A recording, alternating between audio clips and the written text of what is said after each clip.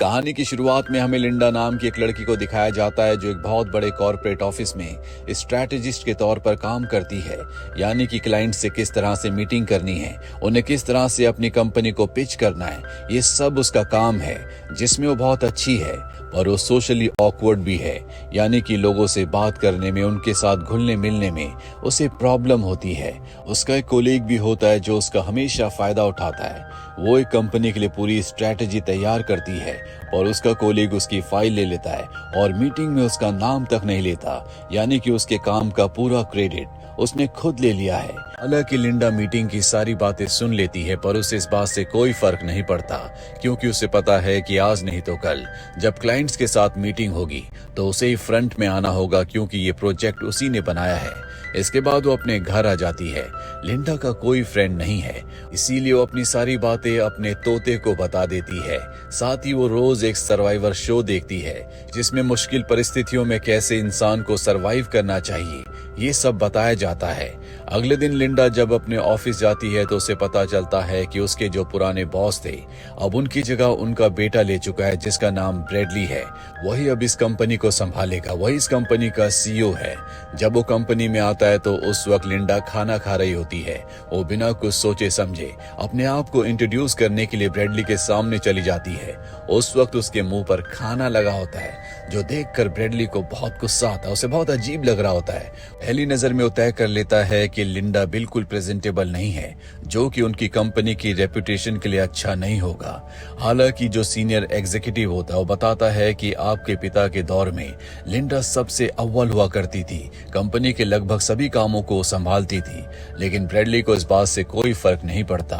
साथ ही लिंडा का जो कोलीग होता है जिसने लिंडा का काम संभाला होता है वो ब्रैडली के स्कूल में पढ़ा करता था, यानी कि दोनों पहले से एक दूसरे को जानते हैं। इसीलिए बहुत वक्त से जो प्रमोशन लिंडा को मिलना चाहिए था, जिसका वो इंतजार कर रही थी, वो लिंडा के कोवर्कर यानी कि उसके कोलीग को दे देता है, जिससे लिंडा को बहुत गुस्सा आता है। वो ब्रैडली के पास जाती है और कहती है कि जो प्रमोशन तुमने अपने दोस्त को यानी कि मेरे कोलीग को दिया है उस पर मेरा हक था। अगर तुम्हारे पिता होते तो वो प्रमोशन मुझे मिलता। ब्रैडली लिंडा की बोल्डनेस से बहुत ज्यादा इंप्रेस हो जाता और कहता है कि जल्दी बैंकॉक में एक मीटिंग होने वाली है जिसमें मेरे साथ 2 एग्जीक्यूटिव और तुम्हारा कोलीग जिसे मैंने प्रमोशन दी है वो भी आने वाले हैं। मैं चाहता हूं कि उस मीटिंग में तुम भी आओ। हमारी कंपनी का मर्जर एक दूसरी कंपनी से होने वाला है। अगर तुमने वहां पर अच्छा परफॉर्म किया तो मैं तुम्हें प्रमोशन दे दूंगा। और अब लिंडा इसे चैलेंज के तौर पर एक्सेप्ट कर लेती है। अगले दिन ये सब के सब फ्लाइट से बैंकॉक के लिए निकल पड़ते हैं और जब ये फ्लाइट में होते हैं तो लिंडा अपने काम में बिजी होती है। उसने हेडफोन्स लगाए होते हैं और उसी वक्त उसका कोलीग ब्रैडली और दोनों एग्जीक्यूटिव्स को लिंडा का एक पुराना ऑडिशन टेप दिखा रहा होता है जिसमें उसने सर्वाइवर शो के लिए ऑडिशन दिया था। ये सब के सब लिंडा का मजाक उड़ा रहे होते हैं। लिंडा को पता चल जाता है कि उसी के ऊपर ये सब के सब हंस रहे हैं, जो देखकर लिंडा को बहुत बुरा लगता है। ठीक उसी वक्त प्लेन का एक इंजन खराब हो जाता है जिससे प्लेन पूरी तरह से आउट ऑफ कंट्रोल हो जाता है। साथ ही प्लेन में एक छेद हो चुका है, इसीलिए कुछ लोग प्लेन से गिरकर मारे जाते हैं। लिंडा अपने कोलीग को बचाने के लिए उसे पकड़ लेती है, पर वो अपनी जान बचाने के लिए लिंडा को एक खींच रहा होता है। लिंडा समझ जाती है कि वो उसकी जगह सीट पर आना चाहता है, इसीलिए लिंडा अपनी जान बचाने के लिए फोक से उस पर हमला करती है, जिससे वो लिंडा को छोड़ देता है और तभी इनका पूरा का पूरा प्लेन समंदर में गिर जाता है, जिससे उसके कोलीग की मृत्यु हो जाती है। लिंडा अपनी सीट बेल्ट खोलकर ऊपर आती है। पूरी रात समंदर में बहने के बाद अगली सुबह जब उसकी आंखें खुलती है तो वो देखती है कि वो एक अनजान आइलैंड में पहुंच चुकी है। वो देखती है कि वहां पर उसका बॉस ब्रैडली भी है, जो अब भी बेहोश होता है। वो उसे होश में लाने की कोशिश करती है लेकिन वो होश में नहीं आता। उसका एक पैर जख्मी भी है और अब ब्रैडली को तेज धूप से बचाने के लिए वो उसके लिए पत्तों का एक शेड बनाती है जिसके नीचे वो ब्रैडली को लाकर रख देती है। साथ ही उसने नारियल के कुछ कवर्स को रेत में रख दिया है। उसके चारों तरफ उसने पत्ते लगा दिए हैं ताकि उनमें पानी जमा हो सके जिसे पी सके। दरअसल उसने बहुत सारे सर्वाइवर शोज देखे हैं और वहीं से उसे सब आइडियाज मिले हैं। इनकी किस्मत अच्छी होती है कि रात को बारिश होती है, जिस वजह से अब इनके पास पीने के लिए पानी है। अगली सुबह ब्रैडली को भी होश आ जाता है। लिंडा उसे पीने के लिए पानी देती है, साथ ही अब वो आग भी जलाती है। और जब आग जल जाती है तो लिंडा को बहुत खुशी होती है, क्योंकि आज से पहले ये सब कुछ उसने बस टीवी शोज में ही देखा था। इसके बाद वो खाने का इंतजाम भी करती है, जिसे पकाकर वो ब्रैडली को देती है। हालांकि ब्रैडली खाना नहीं चाहता, क्योंकि वो इस बात से बहुत ज्यादा दुखी है कि उसके सभी साथी मारे गए, सिर्फ वो और लिंडा बचे हैं। पर लिंडा उसे कहती है कि तुम्हें ये खाना होगा, तभी हम यहाँ पर सरवाइव कर सकते हैं, साथ ही तुम जख्मी भी हो। और अब इन दोनों को यहाँ पर 2 दिन हो चुके हैं। ब्रैडली बहुत ज्यादा फ्रस्ट्रेट हो रहा होता है, साथ ही वो लिंडा से अब भी इस तरह से बात कर रहा होता है जैसे कि वो यहाँ पर भी उसका बॉस है, वो उसे कमांड कर रहा होता है, जिस वजह से लिंडा को गुस्सा आ जाता है और वो अपना सामान उठाकर यहाँ से चली जाती है। ब्रैडली कहता है कि मुझे तुम्हारी कोई जरूरत नहीं है, लेकिन जैसे जैसे दिन ढलता है ब्रैडली की हालत बहुत ज्यादा खराब होने लगती है, क्योंकि ना तो उसके पास पीने के लिए पानी है, ना ही खाने के लिए खाना है, ना वो चल सकता है। इसीलिए उसे अपनी गलती का एहसास होने लगता है। अगली सुबह होते होते उसकी हालत बहुत ज्यादा खराब हो जाती है, लेकिन लिंडा लौट आती है। वो उसे पीने के लिए पानी देती है, जिसके बाद ब्रैडली को अच्छा लगता है। वो लिंडा से माफी मांगता है और अब लिंडा लकड़ी का एक भाला बनाती है और ब्रैडली से कहती है कि मुझे जंगल के अंदर से जंगली सूअर की आवाज आई है, मैं उसका शिकार करने के लिए जा रही हूँ। ये काम मुश्किल होने के साथ साथ बहुत जोखिम भरा भी होता है, इसीलिए ब्रैडली को लगता है कि लिंडा जंगली सूअर का शिकार नहीं कर पाएगी, पर वो पूरी बहादुरी से जंगली सूअर का पीछा करती है और उसे मारने में कामयाब हो जाती है। जिसके बाद ये दोनों के दोनों रात को भरपेट खाना खाते हैं। अगली सुबह एक बार फिर से लिंडा जंगल में खाना ढूंढने के लिए जाती है और तभी उसे समंदर में 2 पत्थरों के बीच में एक बोट दिखाई देती है। वो जोर से चिल्लाती है, पर अगले पल वो खामोश हो जाती है। ऐसा लगता है कि लिंडा यहाँ से निकलना ही नहीं चाहती। वो हमेशा सर्वाइवर शोज देखती थी, वो सर्वाइवर शोज का हिस्सा बनना चाहती थी, और अब उसे जिंदगी ने असल में वो सब कुछ एक्सपीरियंस करने का मौका दिया है। इसके बाद वो ब्रैडली के पास वापस लौट जाती है। वो उसे बोट के बारे में कुछ नहीं बताती। ब्रैडली कहता है कि हमें यहाँ से निकलने के बारे में सोचना होगा। लिंडा कहती है कि इतने बड़े समंदर को पार करने के लिए हमारे पास कोई साधन नहीं है। सबसे जरूरी ये है कि हम दोनों यहाँ पर जिंदा रहें, ताकि जब कोई मदद के लिए आए तो हम यहाँ से निकल सके। लेकिन अब ब्रैडली को लगता है कि वो खुद भी यहाँ पर सरवाइव कर सकता है। वो लिंडा की इस बात से गुस्सा हो जाता है और तय करता है कि वो अपना रहने का अलग ठिकाना बनाएगा, पर उसे एहसास नहीं था कि ऐसा करना बहुत मुश्किल है। वो अपने लिए अलग शेड बनाने की कोशिश करता है, जिसमें उसे बहुत मुश्किल का सामना करना पड़ता है। साथ ही बारिश के पानी को इकट्ठा करना भी उसके लिए बहुत ही चैलेंजिंग रहता है। ना ही वो खाने के लिए खाने का इंतजाम कर पाता है। जल्दी उसे एहसास हो जाता है कि लिंडा के बिना वो यहाँ पर सरवाइव नहीं कर सकता, क्योंकि लिंडा ने सब कुछ बहुत अच्छे से मैनेज किया होता है। वो लिंडा के पास जाकर उससे माफी मांगता है। लिंडा भी उसे माफ कर देती है और उसे खाने के लिए खाना देती है। और अब इन दोनों का रिश्ता एक नया मोड़ लेता है। अब इन दोनों के बीच में दोस्ती हो चुकी है। ब्रैडली को भी एहसास हो चुका है कि लिंडा के अंदर खास टैलेंट है। लिंडा कहती है कि मैं तुम्हें खास जगह ले जाऊंगी। वो उसे चट्टानों के ऊपर एक ऐसी जगह ले जाती है जहां से चारों तरफ समंदर का बहुत ही खूबसूरत नजारा दिखता है। साथ ही यहाँ पर वो ब्रैडली को कुछ बेरीज दिखाती और बताती है कि ये जहरीली हैं, इन्हें कभी मत खाना। और जंगल के उस हिस्से में जो कि बहुत ज्यादा घना है, वहां पर भी जाने की कोशिश मत करना, क्योंकि वहां पर जहरीले कांटे हैं। अगर हम वहां गए तो फंस जाएंगे। अब जब ये दोनों के दोनों नीचे की तरफ आ रहे होते हैं, तभी लिंडा का पैर स्लिप हो जाता है। वो चट्टान से लटक जाती है। नीचे गहरी खाई है।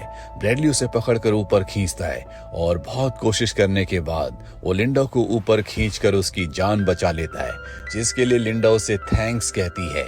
जल्दी ये दोनों के दोनों नीचे अपनी जगह पर वापस आ जाते हैं और अपने खाने के लिए बहुत अच्छा खाना बनाते हैं। साथ ही इन्होंने अपने लिए वाइन भी बनाई होती है, जिसे पीकर ये बहुत एंजॉय करते हैं। लिंडा ब्रैडली को बताती है कि बहुत पहले मेरी शादी हो चुकी थी। मेरा हस्बैंड बहुत ही ज्यादा अब्यूजिव था। वो कभी मुझे अच्छे से ट्रीट नहीं किया करता था। एक बार वो ड्रिंक करके ड्राइव कर रहा था, जिस दौरान एक्सीडेंट हो गया और उसकी मृत्यु हो गई। जो सुनकर ब्रैडली को लिंडा के लिए बहुत बुरा लगता है। वो बताता है कि मेरे पिता ने कभी मुझे वक्त नहीं दिया, वो हमेशा अपने काम में बिजी रहे। उस देर के बाद बारिश और तूफान शुरू हो जाता है। एक पेड़ ब्रैडली के ऊपर गिरने वाला होता है कि लिंडा उसे पकड़कर कूद जाती है, जिससे ब्रैडली की जान बच जाती है। बारिश और तूफान की वजह से इनका सारा सामान बिखर जाता है। ये अपनी जान बचाने के लिए एक गुफा में जाते हैं। ये दोनों भीग चुके हैं, इसीलिए इन दोनों को ठंड लग रही होती है। अपने आप को गर्म रखने के लिए और ठंड से बचने के लिए ये दोनों एक दूसरे को गले से लगाकर वहीं पर बैठ जाते हैं। अगली सुबह जब ये बाहर आते हैं तो देखते हैं कि इनका सारा सामान जो भी इनके सरवाइव करने के लिए था वो पूरी तरह से तहस नहस हो चुका है। लिंडा टूट जाती है। ब्रैडली उसे सहारा देता और कहता है कि हम दोबारा अपने लिए शेल्टर बनाएंगे। ये दोनों मिलकर काम करते हैं, जल्दी शेल्टर बना देते हैं। ब्रैडली कहता है कि आज का खाना मैं बनाऊंगा। रात को जब ये खाना खाते हैं तो खाना खाने के बाद लिंडा बेहोश हो जाती है, क्योंकि ब्रैडली ने उसके खाने में कुछ मिला दिया था। और उसके बेहोश होने के बाद वो एक राफ्ट निकालता है जो उसने बनाकर छुपा रखी थी, जिससे वो अकेले यहाँ से निकलने का प्लान बना चुका है। पर जब वो समंदर में थोड़ा सा आगे जाता है तो तेज लहरों की वजह से उसकी राफ्ट टूट जाती है। इतनी तेज लहरों में यहाँ से निकलना या उनके साथ तैरना पूरी तरह से इम्पॉसिबल है। वो उसे एक बार फिर से किनारे पर फेंक देती है। लिंडा को होश आ चुका होता है। वो ब्रैडली को ढूंढकर उसकी बॉडी से पानी निकालकर उसकी जान बचा लेती है। अगली सुबह जब ब्रैडली को होश आता है वो लिंडा उसके सामने होती है। ब्रैडली अपने किए पर बहुत शर्मिंदा होता है। लिंडा उसे खाने के लिए खाना देती है, पर अब ब्रैडली चल नहीं सकता। उसकी बॉडी का कुछ हिस्सा पैरालाइज हो चुका है और ये लिंडा ने किया है। ऑक्टोपस के टॉक्सिन से उसने उसकी बॉडी के कुछ हिस्सों को कुछ हद तक पैरालाइज कर दिया है। इस बारे में ब्रैडली को नहीं पता होता कि ये लिंडा ने किया है। वो पूरी तरह से असहाय है। वो लिंडा पर पूरी तरह से डिपेंडेंट है। लिंडा भी उसकी मदद करती है, साथ ही वो उसे चेतावनी देती है कि दोबारा इस तरह से कोई हरकत मत करना। मैं अपनी पेशेंस को लूज नहीं करना चाहती। वो अब ब्रैडली को कुछ हद तक कंट्रोल भी कर रही होती है। धीरे धीरे ब्रैडली ठीक होना शुरू हो जाता है। वो पूरी तरह से बदल चुका है। वो सच में लिंडा की दिल से मदद करता है। एक दिन लिंडा जब फल तोड़ने के लिए जाती है तो वो देखती है कि आइलैंड की तरफ एक बोट आ रही है। जल्दी आइलैंड पर बोट पहुंच जाती है। इसमें ब्रैडली की फियांसे और एक आदमी होता है, जिन्हें देखकर लिंडा बिल्कुल भी खुश नहीं होती। लेकिन ब्रैडली की फियांसे बहुत ज्यादा खुश है।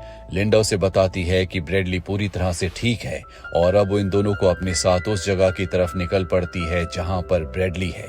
और वो नहीं चाहती कि ब्रैडली और उसके बीच में कोई भी आए, इसीलिए जानबूझकर वो उसे उस चट्टान की तरफ ले जाती है जहां का रास्ता बहुत ही खतरनाक है। और जब ये उस रास्ते पर आगे बढ़ रहे होते हैं तभी ब्रैडली की फियांसे का पैर स्लिप हो जाता है। वो चट्टान से लटक जाती है। उसके साथ जो आदमी होता है उसे पकड़ लेता है, ऊपर खींचने की कोशिश करता है। ये लिंडा से मदद मांगते हैं, लेकिन लिंडा इनकी मदद नहीं करती। वो बस दूर से देखती रहती है। इसके बाद वो उस जगह पहुंच जाती है जहां पर ब्रैडली है। वो अकेली है, इसका मतलब ये है कि ब्रैडली की फियांसे और उसके साथ जो आदमी था वो दोनों अब इस दुनिया में नहीं रहे। वापस आने के बाद लिंडा बदल जाती है। वो खामोश है, वो बदहवास है। ये बात ब्रैडली को समझ नहीं आती कि उसकी इस कंडीशन का क्या कारण है। वो कहता है कि हमें एक बार फिर से जंगली सुअर के शिकार पर जाना चाहिए, लेकिन लिंडा मना कर देती है। वो बदहवास उसी तरह से वहां पर पड़ी रहती है। जिसके बाद ब्रैडली अकेले जंगली सुअर के शिकार पर निकल जाता है और जब उस सुअर का पीछा कर रहा होता है तभी उसे रेत के नीचे से ऊपर एक हाथ दिखता है। जब वो उस हाथ के पास जाता है तो उसमें रिंग देखता है, जो कि उसकी फियांसे की रिंग है जो उसी ने उसे दी थी। वो समझ जाता है कि उसकी फियांसे यहाँ तक पहुंच गई थी, पर लिंडा ने उसे खत्म कर दिया। गुस्से और दर्द में अब वो लिंडा के पास जाता है और उसे अपनी फियांसे की रिंग दिखाते हुए पूछता है कि तुमने ऐसा क्यों किया, तुमने उसे क्यों मारा। लिंडा कहती है कि वो एक हादसा था, मैंने उसे नहीं मारा। ब्रैडली पूछता है कि अगर तुमने उसे नहीं मारा तो तुमने मुझे उसके बारे में क्यों नहीं बताया। लिंडा को समझ में आ जाता है कि ब्रैडली अब उसे नहीं छोड़ेगा, वो उसकी किसी बात पर विश्वास नहीं करेगा। इसीलिए वो अपनी जान बचाने के लिए जंगल के अंदर भाग जाती है। ब्रैडली उसका पीछा करता है, पर वो पेड़ों के पीछे छुप जाती है और ब्रैडली के ऊपर हमला कर देती है। ब्रैडली भी उसके ऊपर हमला करके उसे जख्मी करता है, लेकिन ब्रैडली के पास जो चाकू होता है जिससे वो ब्रैडली पर वार करती है, ब्रैडली अपनी जान बचाने के लिए जंगल के उसी हिस्से की तरफ भागता है जहां पर उसे लिंडा ने जाने से मना किया था। और जब वो आगे जाता है तो देखता है कि वहां पर एक घर है। वो समझ जाता है कि लिंडा ने उसे इस तरफ आने के लिए क्यों मना किया था, ताकि वो कभी यहाँ से निकलने में कामयाब ना हो सके। ब्रैडली उस घर के अंदर जाता है जहां पर खाने पीने की बहुत अच्छी सप्लाई होती है। यहाँ पर लिंडा पहले आ चुकी है। ब्रैडली समझ जाता है कि खाने पीने की सप्लाई जो लाया करती थी वो यहीं से लाती थी। और अब लिंडा भी घर के अंदर पहुंच जाती है। वो उस कंट्रोल रूम के अंदर होती है जहां से वो ब्रैडली को सीसीटीवी कैमरा से स्क्रीन पर देख सकती है।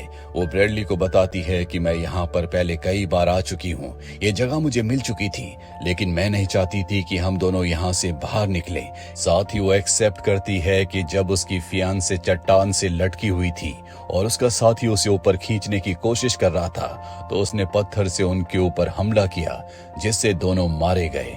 लिंडा ने उसकी फियांसे को उससे दूर इसीलिए किया होता है क्योंकि वो खुद ब्रैडली को पसंद करती है। और अब वो ब्रैडली के सामने गन लेकर आ जाती है। ब्रैडली बहुत ज्यादा डर जाता है और वो कहता है कि मुझे माफ कर दो, मैं तुम्हारी फीलिंग्स को कभी समझ नहीं पाया, पर यह भी सच है कि जब से हम इस आइलैंड पर फंसे हैं तुमने हर कदम पर मेरा साथ दिया है, तुमने मेरी जान भी बचाई है। और अब मैं चाहता हूँ कि हम दोनों इसी आइलैंड पर हमेशा के लिए एक दूसरे के बनकर रहें। लिंडा कहती है कि मैं हमेशा से ऐसा ही चाहती थी। मैंने कई बार तुम्हें समझाने की कोशिश की, पर तुम शायद मेरे और कुदरत के इशारों को समझ नहीं पाए। कुदरत ने हम दोनों को जिंदा इसलिए रखा ताकि हम दोनों एक दूसरे के हो सकें।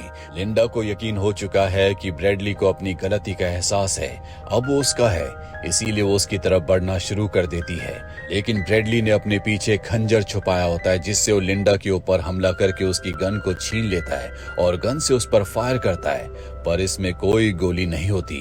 लिंडा के हाथ में गोल्फ स्टिक होती है, जिससे वो ब्रैडली के ऊपर हमला करती है और उसकी जिंदगी का खात्मा हो जाता है। 1 साल बाद हमें लिंडा को दिखाया जाता है जो वापस सिटी में पहुंच चुकी है। वो बहुत ज्यादा फेमस है क्योंकि बहुत वक्त तक प्लेन क्रैश के बाद वो उस आइलैंड पर अकेली रही थी। एक तरह से वो सेलिब्रिटी बन चुकी है। वो आज एक गोल्फ टूर्नामेंट को प्रमोट करने के लिए आई है जहां पर उसका इंटरव्यू लिया जाता है, जिसमें वो बताती है कि मैंने जो कुछ उस आइलैंड में एक्सपीरियंस किया था उस पर एक किताब लिखी गई है। जल्दी उस पर फिल्म बनने वाली है जो कि रियल इंसिडेंट पर आधारित होगी। पर दुनिया को नहीं पता कि वो अपनी बुक में कभी सच्चाई को नहीं लिख सकती, क्योंकि अगर उसने ऐसा किया तो उसे जेल हो जाएगी। साथ ही वो ये भी कहती है कि जब आपको पता हो कि आपको कोई मदद नहीं मिलने वाली, तो सबसे अच्छा विकल्प होता है कि तुम अपने आप को जिंदा रखो, अपनी खुद मदद करो। इसी के साथ ये कहानी यहीं पर खत्म हो जाती है। उम्मीद करते हैं कि ये कहानी आपको पसंद आई होगी।